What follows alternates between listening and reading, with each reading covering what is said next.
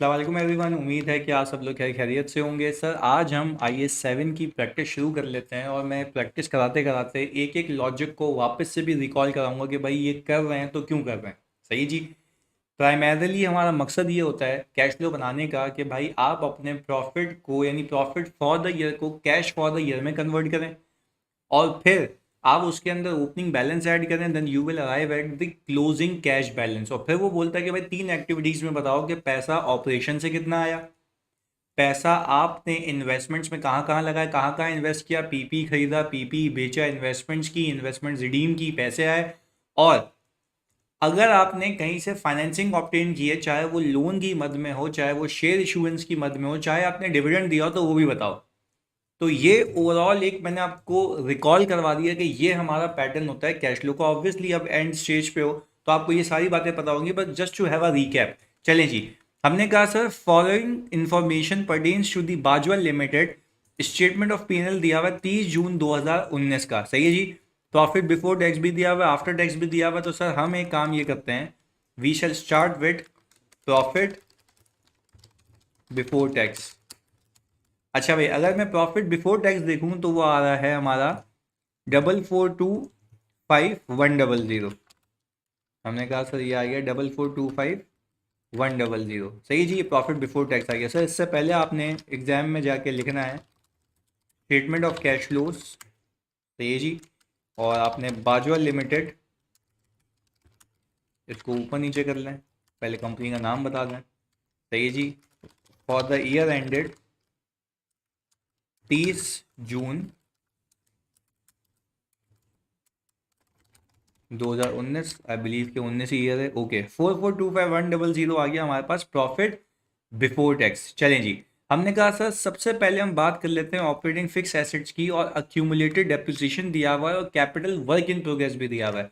अब देखो, आपको आदत इस चीज़ की होनी चाहिए कि भाई आपके पास जो बैलेंस शीट में लाइन आइटम आ रहे हैं ना, आप उसको एक एक करके लेकर चलें और उसके रिलेटेड एडजस्टमेंट्स पार करते रहें ताकि अकॉर्डिंगली सारी चीज़ें कवर हो जाएं। सर सबसे पहले मैं एक काम ये करता हूँ कि मैं नीचे वर्किंग के तौर के ऊपर यहाँ पे एक क्यूट सा टी ग्राउंड बना लेता हूँ।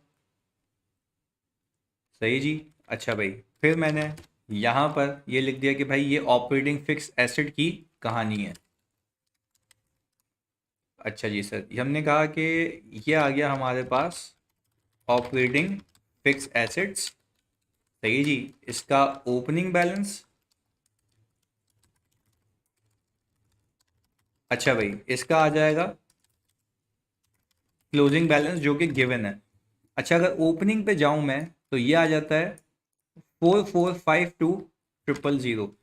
4452 000 ये आ गया ओपनिंग। अच्छा, ओपनिंग क्लोजिंग में ख्याल रखिए करें, क्योंकि भाई अगर आप लोग ओपनिंग क्लोजिंग ही गलत ले लेंगे तो आपका कैश फ्लो वैसे ही आउट हो जाएगा, क्योंकि बच्चे नशे में होते हैं, कभी ईयर वीयर घुमा के दे देते तो ऊपर अपने रीड करना है। तो हमने सबसे पहले ओपनिंग बैलेंस 4452 000 हमने ये इंश्योर कर लिया भाई, सही किया हमने। और सर ये आ गया हमारे पास 4627 400। सर हमने कहा ये आ गया 4627 400, ये अमाउंट आ गई। अच्छा भाई सर, सेम हम एक काम ये करते हैं, सेम हम ये काम ये करते हैं कि एक और अकाउंट बना लेते हैं जिसका नाम होगा अक्यूमुलेटेड डेप्रिसिएशन। सही जी। हमने कहा सर अक्यूमुलेटेड डेप्रिसिएशन पर सर ओपनिंग इसका यहाँ नहीं आएगा और सर क्लोजिंग इसका यहाँ नहीं आएगा। हमने कहा सर ये आ गया हमारे पास क्लोजिंग, यहाँ पे आ जाएगा ओपनिंग। सही है जी। अच्छा, हमने कहा सर 1250 000 और यहाँ पर आ गया हमारे पास 1550 000। सर हमने कहा कि अगर हम इसको नंबर फॉर्मेट में कर लें ताकि ये आसान रहे, क्योंकि अगर एक दो जीरो लगा दिए आगे पीछे तो ये टैली नहीं होगा। चलें जी, अभी सर हम सिर्फ प्लॉटिंग कर रहे हैं, सिर्फ प्लॉटिंग कर रहे हैं। और मैंने कहा कि भाई इसके बाद मेरे पास आ रहा है कैपिटल वर्क इन प्रोग्रेस, यानी सर वो पीपी जो अभी इन प्रोसेस है और वो कंप्लीट नहीं हुआ। तो सर हमने कहा कैपिटल वर्क इन प्रोग्रेस, इसकी ओपनिंग कितनी दी हुई है भाई, 360, और ये आ गया 4 लाख। सही है जी। ये कहानी हो गई। अब सर चलते हैं इन्हीं के रिलेटेड नीचे इन्फॉर्मेशन में। अच्छा भाई, फाइनल डिविडेंड डिक्लेयर किया sir, financing activity, share issue की है, फाइनेंसिंग एक्टिविटी। अच्छा भाई, ये काम की चीज़ है। 30 अप्रैल 2018, पहले देख लो कौन सा साल है सर, आपका साल है सर। अगर मैं देखूं तो 1 जुलाई 2018 से लेकर 30 जून, ये मेरे ईयर में फॉल नहीं कर रहा। देखो 30 अप्रैल 2018 की बात लिखी हुई है, 30 अप्रैल 2018 में यहाँ पे लिख भी देता हूँ समझने के लिए, फॉर अंडरस्टैंडिंग। सही है जी।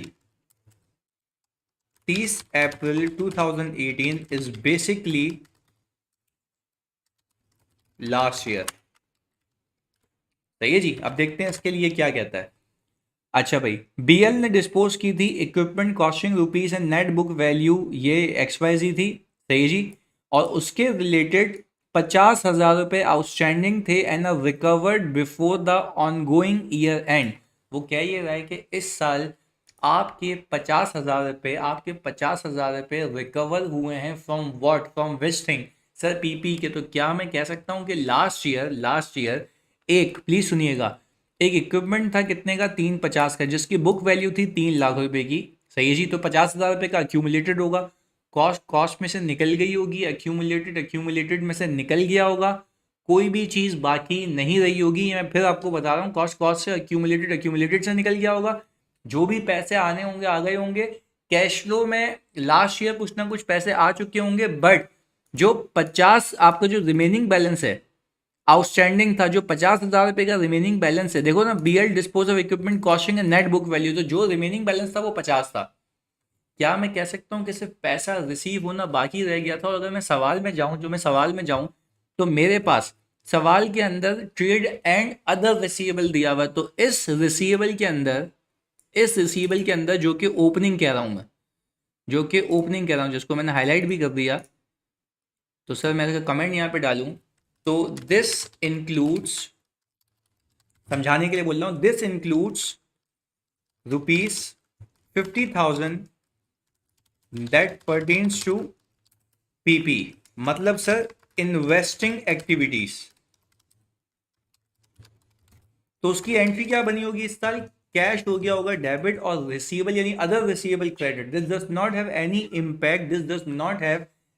Impact of receivable that is related to operations. तो आप उसको ओपनिंग से हटा देंगे। सही है जी।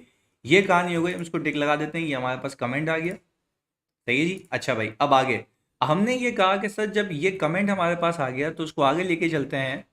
इसको हम इन्वेस्टिंग एक्टिविटी में देख लेंगे, बल्कि आपके लिए यहाँ पे पार्क भी कर लेते हैं कैश फ्लो में। हमने कहा सर यहाँ पर cash from financing, cash from investing activities. सही जी। या तो हम सिंपल यूं कर लेते हैं, इन्वेस्टिंग एक्टिविटीज और sir proceeds from disposal of PP. कितना आ गया? 50,000 रुपये। आपने सीधा अलग से दिखा दिया। और ये इस साल कोई नहीं बेचा आपने, लास्ट ईयर बेचा था, तो पीपी के अकाउंट में इसकी कोई मूवमेंट नहीं आएगी। ये you need to keep in your mind, ये याद रखिएगा। सही जी। ओपनिंग से इसको हटा देंगे क्योंकि क्लोजिंग में ये है ही नहीं, ओपनिंग से हटाना होगा आपको। खैर आगे हमने कहा सर अगर मैं यहाँ पर बकाया बात करूँ तो वो बोल ये रहा है कि भाई current portion of long term loan includes accrued interest. सही जी। 50,000 and interest expense for the year, interest payable की बात हो गई। सर हमारे पास depreciation for the year on investment property amounting to ₹2 lakh है। सही है जी। ये डेप्रिसिएशन आ रहा है इन्वेस्टमेंट प्रॉपर्टी पे, तो वो उसको देखेंगे। यानी सर यहाँ पर इन्वेस्टमेंट प्रॉपर्टी कॉस्ट पे कैरी हो रही है, जो डेप्रिशिएट भी हो रही है। पर खैर अगर मैं आपको ये बात कहूँ तो ये डेप्रिसिएशन भी तो नॉन कैश है ना। तो क्या मैं सवाल में जाके ये करूँ कि सर यहाँ पर एक एडजस्टमेंट्स फॉर का कॉलम डालूँ और यहाँ पे लिख दूँ डेप्रिसिएशन ऑन इन्वेस्टमेंट प्रॉपर्टी। सही है जी। डेप्रिसिएशन और इन्वेस्टमेंट प्रॉपर्टी से कितना बता दिया इन्होंने हमें? 2 लाख रुपए। ये आ गया, ये ऐड बैक हो जाएगा। सर ऐड बैक क्यों हो जाएगा? सर नॉन कैश है इसलिए ऐड बैक हो जाएगा, अच्छा भाई, जो जो हमें मिलते जा रहा है हम डालते जाएंगे, क्योंकि सर हमें ऑल टुगेदर मार्क्स अचीव करने हैं। इसके बाद शॉर्ट टर्म इन्वेस्टमेंट, सर याद रखिएगा ये कैश एंड कैश इक्विवेलेंट है। ये कैश एंड कैश इक्विवेलेंट है, प्लीज सुनिएगा, क्योंकि आप कहते हैं कि ये मेरी जेब से गया ही नहीं है, कैश के इक्वली मानते हो, तो नीचे जब मैच करोगे ना तो उसको इंक्लूड करके मैच करना। क्लियर है? अच्छा भाई, no transfers were made from capital work in progress to PP during the year. यानी वो क्या ये रहा है, वो क्या ये रहा है कि सर आपके पास इस साल अगर मैं देखूं तो इन दोनों का डिफरेंस आ रहा है, तो ये टेक्निकली मेरा कैश आउटफ्लो हुआ होगा और मेरा कैपिटल वर्क इन प्रोग्रेस बढ़ गया होगा। यानी सर ये मेरा एक कैपिटल एक्सपेंडिचर है। तो हम cash paid to acquire PP होता है ना, तो हम लिखेंगे cash paid to acquire PP and capital expenditure दोनों को साथ। ये भी एक आउटफ्लो है मेरा, तो आप चाहें तो यहाँ पे अलग से भी लिख सकते हैं कैश पेड ऑन CWIP। सही जी, कितना सर? ये आ गया हमारे पास 40,000 रुपये, क्योंकि वो क्या है, कुछ ट्रांसफर नहीं हुआ कंप्लीट हो गया, तो हमने सही ये माइनस कर दिया यहाँ पे, कोई इशू वाली बात नहीं है। वो बोल रहा है कि भाई 60% जो सेल्स है वो क्रेडिट के ऊपर है और रिमेनिंग सेल्स जो है वो कैश के ऊपर है। पर सर अगर ये वाली बात की जाए तो सर क्या मैं कह सकता हूँ, ये वाली बात रेलेवेंट तब है जब मैं डायरेक्ट मेथड से सवाल करूँ। ये कौन सा मेथड है सर? इनडायरेक्ट मेथड है। 70% purchases were made on cash. सही है जी। अच्छा भाई, operating expenses include depreciation expense and interest expense. बोल रहा भाई ऑपरेटिंग एक्सपेंसेस के अंदर डेप्रिसिएशन एक्सपेंस है और इंटरेस्ट एक्सपेंस है। याद रखिएगा, डेप्रिसिएशन एक्सपेंस है और इंटरेस्ट एक्सपेंस है। अच्छा, तो अब अगर मैं बात कहूँ, इंटरेस्ट एक्सपेंस उसने कितना बता दिया है? 40,000। इंटरेस्ट एक्सपेंस उसने बता दिया है 40,000। तो अगर मैं सवाल पे जाऊँ यहाँ पर, तो मैंने यहाँ पे एक वर्किंग करनी है। सही है जी। और मैंने लिखा ऑपरेटिंग एक्सपेंसेस। अच्छा, ऑपरेटिंग एक्सपेंसेस सवाल में कितने दिए हुए हैं भाई? ऑपरेटिंग एक्सपेंसेस सवाल में दिए हुए हैं 540 के, 540 के। सही जी। इसमें से आप एक काम करें सर, इसमें से आप इंटरेस्ट एक्सपेंस हटाएं, इसमें से आप इंटरेस्ट एक्सपेंस हटाएं, लेस कर दें इंटरेस्ट एक्सपेंस। सही है जी। अच्छा, इंटरेस्ट एक्सपेंस अगर मैं हटा दूं इसमें से, इंटरेस्ट एक्सपेंस अगर मैं हटा दूं इसमें से, तो सर इंटरेस्ट एक्सपेंस मेरे पास आ रहा है 40,000 रुपये का। इंटरेस्ट एक्सपेंस आ रहा है मेरे पास है कितने का? 40,000 रुपये का। सही है जी। क्यों हटा रहा है अभी बता रहा हूँ मैं। ऑपरेटिंग एक्सपेंसेस के अंदर भाई सवाल में लिख के दिया हुआ है कि इंक्लूड्स डेप्रिसिएशन और इंटरेस्ट एक्सपेंस। सर मैं इसमें से लेस कर दूं depreciation expense of IP, investment property, वो कितना था सर? वो हमने अभी ऊपर लिया था, ये रहा 2 लाख रुपए। तो क्या मैं कह सकता हूँ कि मेरे पास जो बकाया बच गया वो पीपी का डेप्रिसिएशन है। जो बकाया बच गया सर वो किसका डेप्रिसिएशन है? पीपी का। वो ये रहा 3 लाख रुपए का। क्यों? क्योंकि वो कह रहा है ऑपरेटिंग एक्सपेंस के अंदर बस यही है, बस यही है और कुछ भी नहीं है। तो सर हमने कहा कि भाई, क्या कहा उसने कि भाई इसके अंदर, यहाँ पे लिख भी देता हूँ, this includes depreciation and interest expense. तो सर दिस इंक्लूड्स का मतलब ये है कि इसके अंदर पीपी का डेप्रिसिएशन भी है और आईपी का भी है। तो अगर मैंने आईपी का माइनस कर दिया, इंटरेस्ट माइनस कर दिया, तो पीपी का बच गया। ये है सर पीपी का डेप्रिसिएशन। सही है जी। हमने क्या किया, हम यहाँ पर आए, हमने कहा कि सर पीपी का डेप्रिसिएशन अगर इसके अंदर शामिल है, कितने का है सर? ये 3 लाख रुपए का डेप्रिसिएशन है। तो अगर मैं यहाँ से देखता हूँ, इस बात को समझिएगा, अगर मैं यहाँ पे देखता हूँ तो इस डेप्रिसिएशन की वजह से ये अकाउंट इंक्रीज हो गया होगा। कितने से भाई? 3 लाख रुपए से। अच्छा, अगर मैं वैसे ही देखूँ समझने के लिए, तो this plus this equal to this, यानी इक्वल होता है, यानी सर कोई डिस्पोजल नहीं है। समझ आती है बात? वरना यहाँ से डी रिकग्निशन हो रही होती। खैर सर, अब अगर मैं ये कहूँ कि भाई ये तो कंप्लीट हो गया, मतलब मैं यहाँ तक सही पहुँच चुका हूँ, क्या मैं कह सकता हूँ कि सर अब मैं यहाँ पर डेप्रिसिएशन ऑन पीपी, हाँ जी, डेप्रिसिएशन ऑन पीपी कितना रखूंगा सर? डेप्रिसिएशन पीपी 3 लाख रुपए ऐड कर दूंगा। सही है जी। और डेप्रिसिएशन पीपी के बाद मैं यहाँ पे सर इंटरेस्ट एक्सपेंस भी ऐड करूंगा। और इंटरेस्ट एक्सपेंस इसलिए ऐड करूंगा यहाँ पर, इंटरेस्ट एक्सपेंस इसलिए ऐड करूंगा यहाँ पर क्योंकि सर हम बोलेंगे कि एक्सपेंस होना अलग बात है, उसका पे होना अलग बात है, तो उसकी पेमेंट अलग से निकालूंगा मैं। तो मैंने कहा सर ये जो इंटरेस्ट एक्सपेंस था मेरा 40,000 रुपये का, वो अलग से मैं यहाँ पर ऐड करूँगा। तो ये आपने अपने दिमाग में रखना है। अच्छा भाई सर, खैर यहाँ तक बात हो गई। और सर अब मैं यहाँ पर अगर देखूँ तो ये अकाउंट भी फुलफिल होता हुआ दिखता है। तो मैं देखूँ अगर मेरे पास कोई डिस्पोजल नहीं है तो दिस माइनस दिस, सर ये आ गया 175,400 का cash paid to acquire PP. ऐसा ही है, हम यहाँ पर आ गए। Sir cash paid to acquire PP कितना आ गया भाई हमारे पास? ये 175,400, और सर ये नेगेटिव में आएगा। चलिए जी सर, ये कहानी हो गई मतलब 3 अकाउंट्स की। सही, ये 3 अकाउंट्स का हिसाब किताब हम कर चुके हैं। 3 अकाउंट्स का हिसाब किताब हम कर चुके हैं। अभी भी कहानी ख़त्म नहीं हुई, बाकी है। तो प्लीज़ आप यहाँ पे बने रहिएगा। हमने कहा आगे सर नोट ट्रांसफ़र, ये भी कहानी हो गई। अब आगे लेके चलते हैं इसको। Sir investment property, sir IP का अकाउंट बना लें। तो आईपी का अकाउंट अभी बना लेते हैं। हमने कहा सर आईपी के अकाउंट के अंदर ये लिख लिया हमने investment property. Sir investment property का जो ओपनिंग है वो 632,500 है। ये अकाउंट बुक वैल्यू पे बना हुआ है। और क्लोजिंग कितना आ रहा है? सर क्लोजिंग आ रहा है हमारे पास 810,000। और सर यहाँ पे अगर मैं डेप्रिसिएशन डाल दूँ, सही जी, यहाँ पे अगर मैं डेप्रिसिएशन डाल दूँ क्योंकि ये इसकी वजह से कम हुआ होगा, तो सर इसमें कोई दो राय नहीं है कि हम इसके अंदर ये प्लस कर देंगे और ये माइनस कर देंगे, तो एडिशन इतने की रही होगी। सही, 377,500। तो हमने कहा cash paid to acquire investment property, ये आ गया। अच्छा भाई, cash paid to acquire investment property, sir ये आ गया। हमने इसको भी पार्क कर लिया। लेकिन जो जो पार्क करते जाएंगे बच्चों उसके नंबर हैं। तो आपने बहुत ही विजिलेंटली जो जो होता है आप कैश फ्लो में फेंकते जाओ। मैंने भी तो यही किया भाई, मैं भी तो यही कह रहा हूँ कि मैं ना भूल जाऊँ।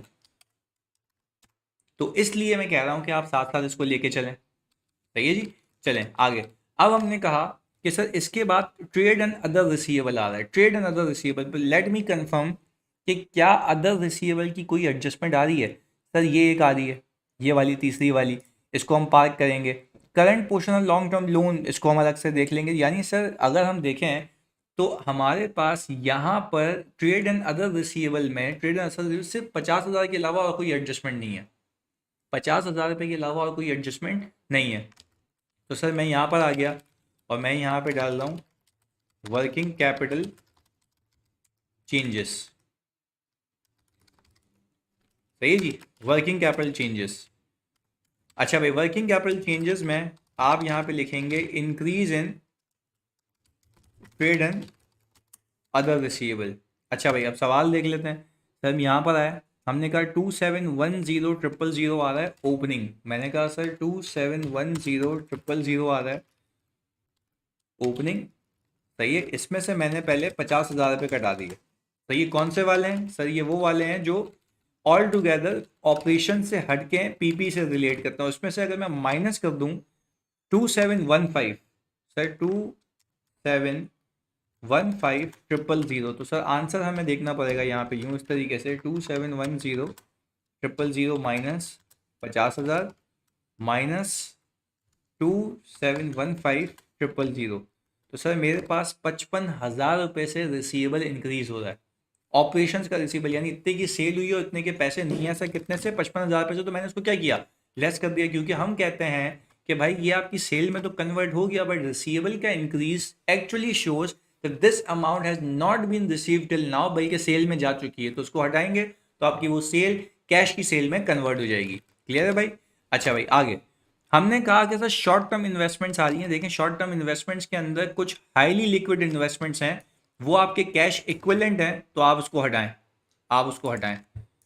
तो हमने कहा शॉर्ट टर्म इन्वेस्टमेंट, सही है जी, क्योंकि मैंने आपको क्या सिखाया कि शॉर्ट टर्म इन्वेस्टमेंट जो होती हैं आप टेक्निकली उसको अपना आउटफ्लो मानते ही नहीं। आप कहते हैं वो कैश ही है, मेरे पास ही रहेगा, तो आप उसको कंसिडर ही नहीं करते एज अ कैश आउटफ्लो।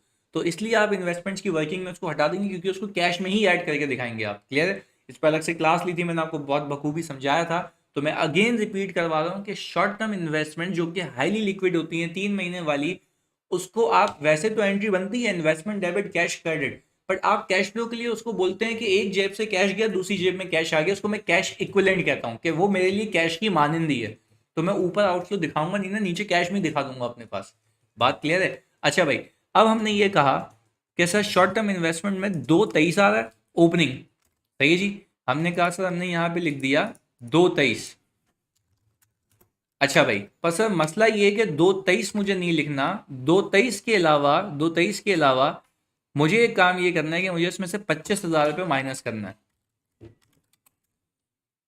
25,000 रुपये इसमें से माइनस करना है, सही है जी। और मैं अगर यहाँ पे ये बात कहूँ क्लोजिंग के हवाले से, क्लोजिंग के हवाले से, तो सर मेरे पास जो क्लोजिंग सवाल में गिवन है वो आ रहा है 345।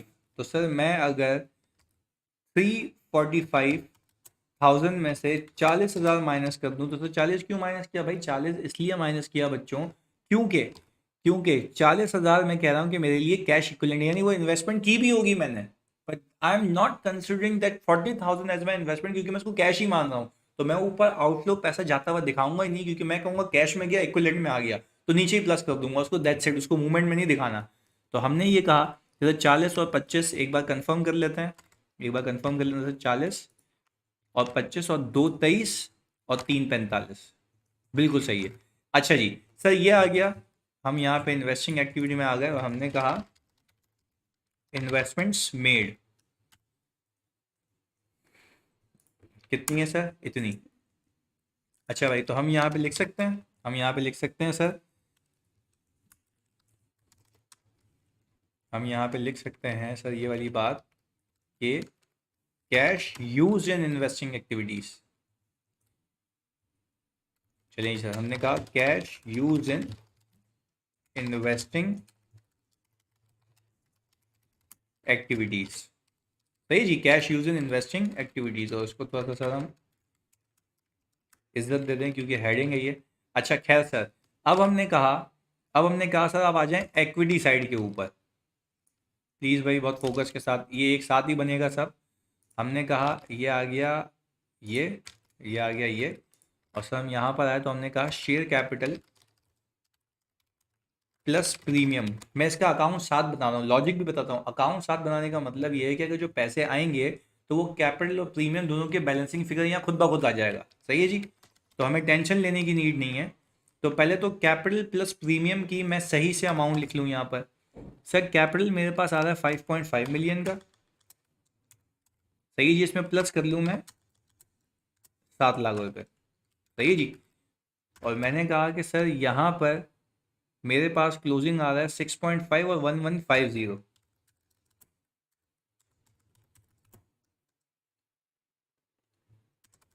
ये आ गया सर। अच्छा भाई, अब हमने कहा सर यहाँ पे आप अकाउंट बना लें रिटेन अर्निंग्स का, सही है जी। रिटेन अर्निंग का सर ओपनिंग कितना दिया हुआ है आपको? 1837 और सर यहाँ पर आ गया आपके पास 5048,835, रिकन्फर्म 5048,835। और सर हमारे पास यहाँ पे प्रॉफिट आफ्टर टैक्स जो अमाउंट है, प्रॉफिट आफ्टर टैक्स जो अमाउंट है, क्योंकि सर हमारे पास यहाँ पे एक्विटी में आफ्टर टैक्स ही जाता है, तो हम यहाँ पर लेके आएंगे 3761335, सही है जी, ये आ गया। अच्छा भाई, अब नीचे एडजस्टमेंट्स देखते हैं क्या चल रही हैं। हम सवाल में है वो बोल रहे हैं कि बीएल ने फाइनल डिविडेंड डिक्लेयर किया है 30 सितंबर 2018 को, सही है जी, और 30 दिसंबर 2018 को वो पे हुआ है। तो सर डिक्लेरेशन की बात होती है और वो पे भी हो चुका है, और फाइनल डिविडेंड है 2018 का। और 30 सितंबर को अगर दे रहा हूँ तो सर ऐसी बात है ईयर एंड के बाद ही दिया जाता है, तो इसी साल अकाउंट फॉर होगा ये। तो हम ये कर लेते हैं कि सर 10% का डिविडेंड हम यहाँ पे अकाउंट फॉर कर लेते हैं, और वो लगेगा सर शेयर कैपिटल के ऊपर। कैश डिविडेंड आ गया, सही है जी। सर मैं 6.2 पे नहीं लगा सकता क्योंकि कैपिटल पे लगता है सर जो इन्वेस्टेड अमाउंट होती है, और वो दी हुई है 5.5 मिलियन, सही है जी। हमने कहा 5.5 मिलियन पे 10%। एक बार रीचेक कर लेते हैं सर, 5.5 मिलियन है ओके, और रेट है 10% का। इसमें मैंने बोनस वगैरह नहीं डाला, अगर होता तो ये थोड़ा सा और भी मुश्किल हो सकता है, क्योंकि सर देखिए आप बोनस डालेंगे और फिर वहाँ पे शेयर आएंगे पर देख लेते हैं, देख लेते हैं। सही है जी। डिस्पोज ऑफ इक्विपमेंट है, शॉर्ट टर्म इन्वेस्टमेंट है, कोई ट्रांसफर नहीं हुआ ऑपरेटिंग में, यानी सर इसके अंदर बोनस का कोई एलिमेंट नहीं है। और फिर वो कह रहा है कि भाई फर्दर इशू हुआ है, तो सर फर्दर इशू बाद में हुआ है तो इनको डिविडेंड नहीं मिलेगा, ये इस लायक नहीं है क्योंकि बाद में है। चलें जी, तो हमने कहा कि अगर मैं चेक करूं कि बोनस है या नहीं है, तो सर यहाँ से इसको प्लस किया और इसको माइनस किया, तो 5048,835 एग्जैक्ट मैच करता है, मतलब इसमें कोई बोनस नहीं है। अगर सवाल साइलेंट हो और यहाँ पे बैलेंसिंग फिगर बचे तो you need to consider it as a bonus. पर यहाँ पे नहीं दिख रहा, तो सर क्यों नहीं दिख रहा? मुझे सामने सामने पता लगा है कि ये अमाउंट क्या हो रही है सर, मैच हो रही है। ये अमाउंट क्या हो रही है सर, मैच हो रही है, आपके सामने है। मैं इन दोनों को प्लस करूँ, सही जी, मैं इन दोनों को प्लस करूँ, अगेन करके दिखा देता हूँ, और इन दोनों को माइनस करूँ, तो इसके अंदर सर बोनस का एलिमेंट नहीं है। अच्छा जी, फिर मैंने कहा कि सर अगर हम ओपनिंग को क्लोजिंग से कंपेयर करें, तो सर यहाँ पर देखें कैपिटल प्लस प्रीमियम दोनों के पैसे हैं, तो ये आ गया कैश, क्योंकि अलग अलग अकाउंट को प्लस करो एक ही साथ बना लो, बात एक ही है। तो सर हमने कहा ये हमने निकाल ली बैलेंसिंग फिगर। तो सर अब हम इसको फाइनेंसिंग एक्टिविटी में पे हो सकते हैं। तो हमने कहा सर इन्वेस्टिंग एक्टिविटी के बाद फाइनेंसिंग एक्टिविटीज। अच्छा भाई, हम यहाँ पे लिखेंगे cash receive from issuance of shares, ये सर पॉजिटिव आ जाएगा। ये रहा सर हमारा cash receive from issuance of shares 1450। और sir cash dividend paid, sir cash dividend paid क्यों माइनस करते हैं सर? ये कोई एक्सपेंस नहीं है, पीएनएल में से माइनस नहीं हुआ हुआ, कैश में से माइनस हुआ हुआ है, तो हमने इसको माइनस कर दिया यहाँ पर। अच्छा भाई सर, इसके बाद हमने कहा भाई कैश पेड आ गया, cash receive from issuance of shares आ गया। अब सर फाइनेंसिंग में क्या रह गया, क्या बाकी रह गया? सर लॉन्ग टर्म लोन्स, इसको भी देख लेते हैं। मैंने कहा सर आ जाए। हमने कहा सर अगर मैं रिटेन अर्निंग को नीचे घसीटूँ, तो मैंने कहा सर ये आ गया हमारे पास लॉन्ग टर्म लोन। अच्छा, लॉन्ग टर्म लोन का ओपनिंग कितना है बच्चों? 880।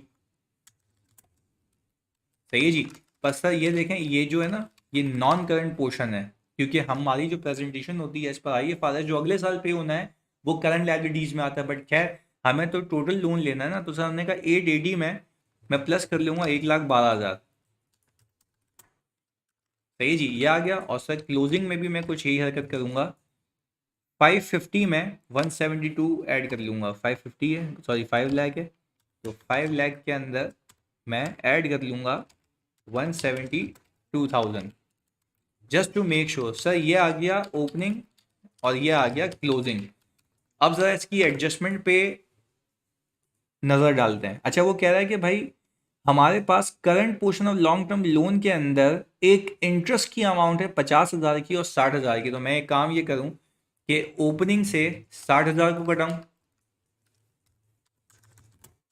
इंटरेस्ट की, और यहां से कटा दूं, सर यहाँ से कटा देंगे 50,000, क्योंकि उसके ऊपर इंटरेस्ट पेबल आ रहा है। सही है जी। फिर से देख लेते हैं अमाउंट कितनी है, 50,000। अच्छा जी, तो सर इसको हटा दिया तो क्या नहीं देखेंगे? भाई देखेंगे, अलग से अभी बताता हूँ। हमने कहा सर ये आ गया इंटरेस्ट पेएबल, तो सर हमने कहा कि ये हम 60 रहने देंगे, ये हम ये रहने देंगे। और सर इंटरेस्ट एक्सपेंस की वजह से ये इंक्रीज़ हुआ होगा, और सर इंटरेस्ट एक्सपेंस हमने यहाँ पे लिखा हुआ है 40,000। मैं एक बार रिकन्फर्म भी कर लूँ सवाल से, इसने यही बताया हुआ है यहाँ पे कि 40,000 है। सही जी, तो इंटरेस्ट एक्सपेंस की वजह से फॉर द ईयर का पेबल इंक्रीज़ हुआ होगा। और सर हमने कहा कैश पेड, ये सेटल हो गया होगा। सही है जी। अच्छा, अब मुझे पता है कि ये अकाउंट मेरा लोन है सिर्फ और इंटरेस्ट से पाक है, तो हमने कहा कि सर देख लेते हैं कि क्या सेटलमेंट हुई है। यस सर, कैश रीपे हुआ है, कैश रीपे हुआ है। तो सर हम क्या कहेंगे सर, ये हुआ लोन सेटल्ड 3/10 का, लोन रीपेड 3/10। अच्छा भाई सर, हमने कहा कि अगर ये लोन रीपे हुआ है 3/10 का, तो इसका इंटरेस्ट भी तो पे हुआ है। तो सर हमने कहा यहाँ पर इंटरेस्ट पेड दिखा दें अलग से, ये रहा। क्योंकि हम कहते हैं कि भाई एक प्रैक्टिस है जनरली कि भाई हम ऑपरेशंस के पैसे में से पे करते हैं, तो वो यहाँ आ गया। सही है जी, इंटरेस्ट पेड आ गया। याद रखिए कि टैक्स पेड अभी बाकी है। पर क्या मैं कह सकता हूँ कि मेरे पास सवाल के अंदर ट्रेड एंड अदर पेबल तो दिया हुआ है बट टैक्स पेबल नहीं दिया हुआ, मतलब जो भी टैक्स एक्सपेंस है वो पेड है। जो भी टैक्स एक्सपेंस है बच्चों क्या है, वो पेड है। तो क्या मैं कह सकता हूँ कि मैं यहाँ पर सीधा सीधा ये टैक्स पेड भी ले लूँ 663765, ऐसा ही है सर। मैं यहाँ पे ले लूँ टैक्स पेड और यहाँ पे लिख दूँ 663 और 765।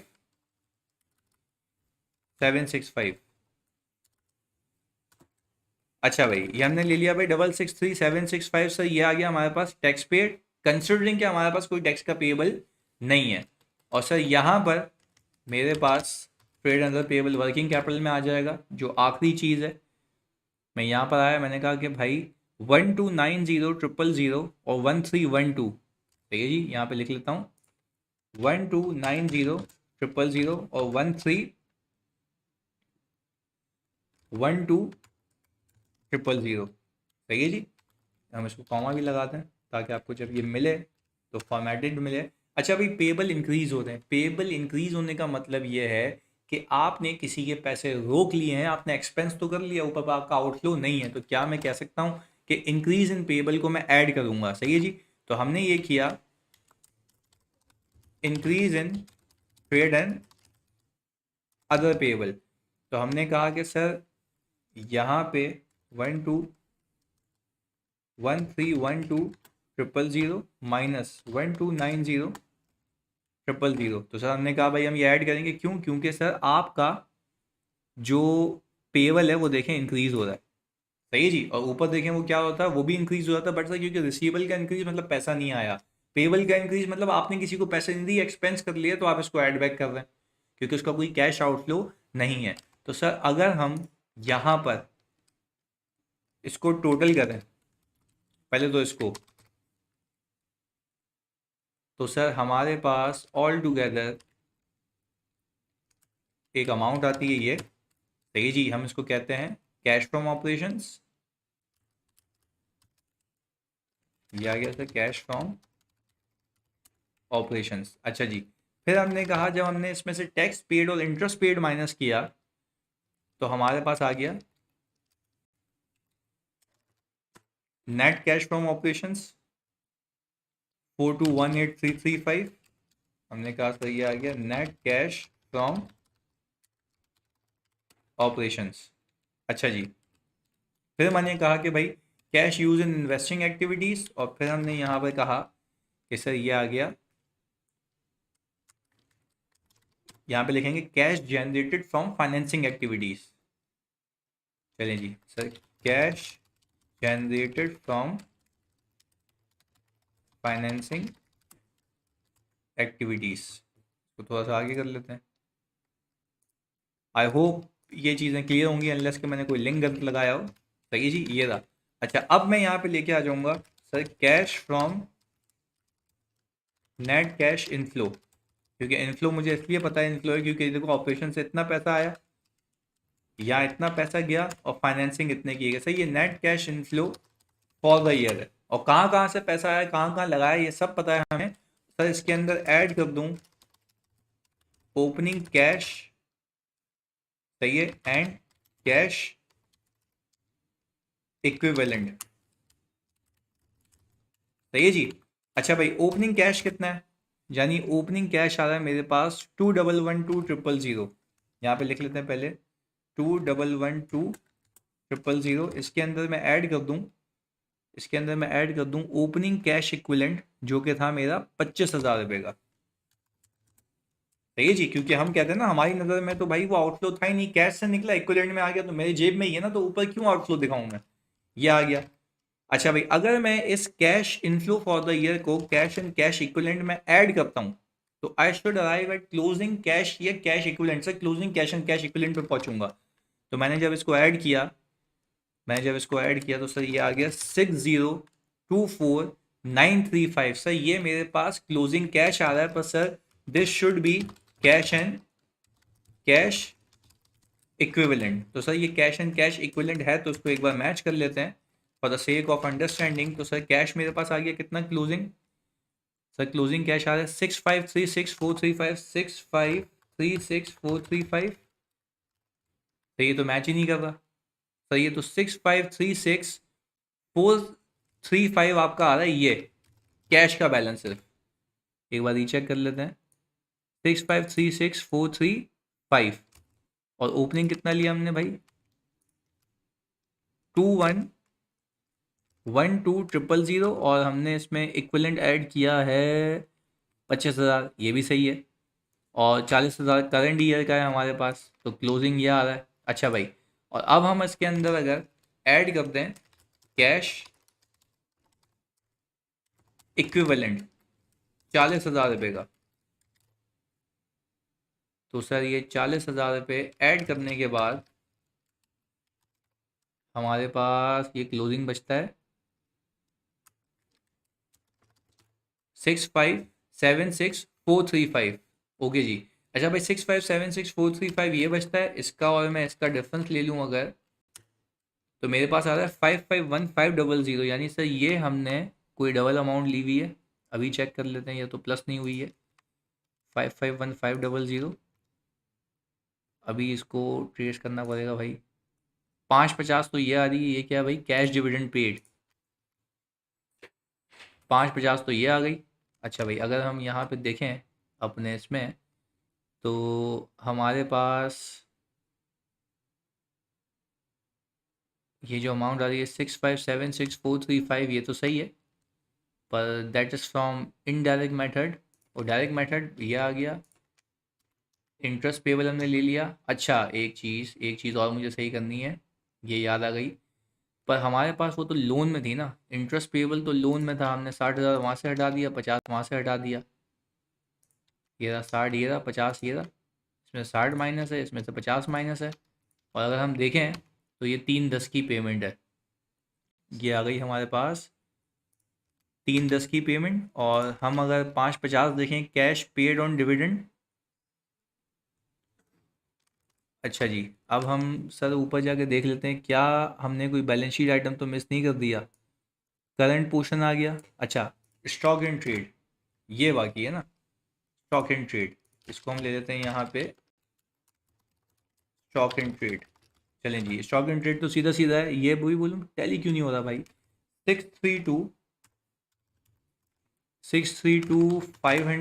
अच्छा सर, इन्वेंट्री इंक्रीज हो रही है, मतलब आपका पैसा फंस गया है।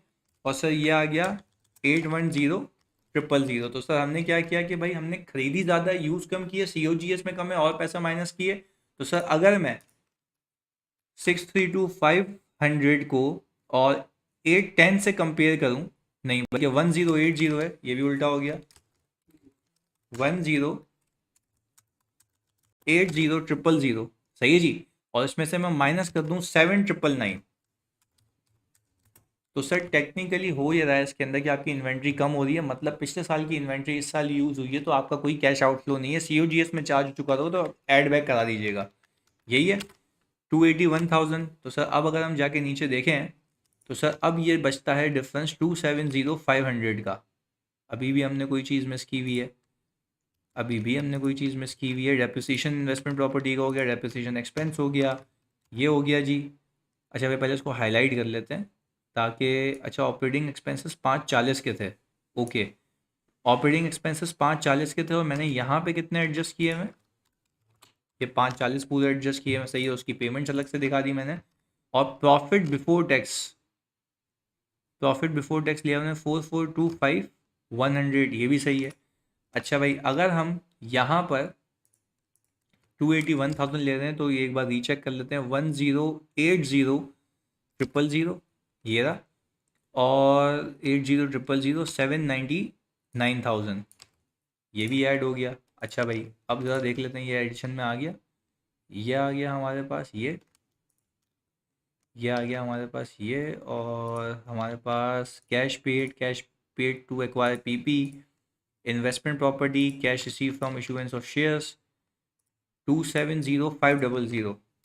अभी देखते हैं इसको, अगर मैं डिवाइड बाई 2 करूँ तो 135 आ रहा है, और अगर मैं इसको मल्टीप्लाई बाई 2 करूँ तो 541 आ रहा है। अच्छा जी, 1 मिनट रुकिएगा। लॉन्ग टर्म लोन्स हो गया, ट्रेड एंड अदर पेबल हो गया, रिटेन अर्निंग हो गया, cash and bank, short term investment, investment property, operating fix assets 4452 ये आ गया। और हमारे पास क्या बाकी है, क्या बाकी है? 175 एक बार मैच कर लेते हैं डायरेक्ट मेथड से भी। 175 400 एक्यूमुलेटेड, क्योंकि बच्चे बोलते हैं कि भाई दोनों में चाहिए। अच्छा, अगर मैं ये देखूँ 2660 000 और ये, तो ये अमाउंट आ गई। Inventory, COGS, trade payable, interest payable, investment property 3775। अच्छा, अगर हम यहाँ पर देखें तो 107 000 इन्वेस्टमेंट एक्वायर्ड। इन्वेस्टमेंट एक्वायर्ड कहाँ गई? Cash paid to acquire PP, cash paid to acquire investment property, और इन्वेस्टमेंट्स मेड। अच्छा जी, इन्वेस्टमेंट्स मेड की अगर मैं बात करूं, तो इन्वेस्टमेंट्स के अंदर अगर मैं शॉर्ट टर्म इन्वेस्टमेंट की बात कर रहा हूं, तो मैं देख लेता हूं क्या मैंने फिगर गलत तो नहीं ले ली। Investments made, sir short term investment आ रही है 223, सही है जी। हमने यहाँ पे ले लिया 223, सही जी। 223 में से मैंने क्या माइनस कर दिया सर? 25,000, ये भी सही है। मैंने कहा सर 223 के बाद अगर मैं 345,000 में से 40 माइनस कर दूं, 345 में से, ये है ना सर, यहाँ पे हमने एक 4,000 की गलती की हुई थी, ये 40 हो गया। और सर हमारे पास अब कितना रह गया? 270। अच्छा, ये क्या लिंक गलत लगा हुआ है अभी भी? हमने यहाँ से इन्वेस्टमेंट्स के अंदर 345 में से 40 कर दिया, यहाँ से ये कर दिया, 107 हो गया। और सर यहाँ पे कितना आ रहा है हमारे पास? इन्वेस्टमेंट्स मेड, इन्वेस्टिंग में, ये गलत लिंक लगा हुआ है ना यार। ये रहा भाई, ये रहा इन्वेस्टमेंट्स मेड, ये रही शॉर्ट टर्म इन्वेस्टमेंट्स। और सर इसको मैं अगर माइनस कर दूं, तो मेरे पास ये कैश फ्लो हो जाता है टैली। तो सर देखें, दो गलतियां, एक तो इन्वेंट्री नहीं ली थी, दूसरा सर मैंने अपने पास शॉर्ट टर्म इन्वेस्टमेंट को 40 की जगह 4 रख लिया था, और लिंक गलत था। सही है जी। ख्याल रखिएगा इसका। इस सोल्यूशन को मैं आपको दे देता हूँ, पर सबसे पहले खुद सॉल्व करना और फिर उसको देखना है जी। जज़ाकल्लाह।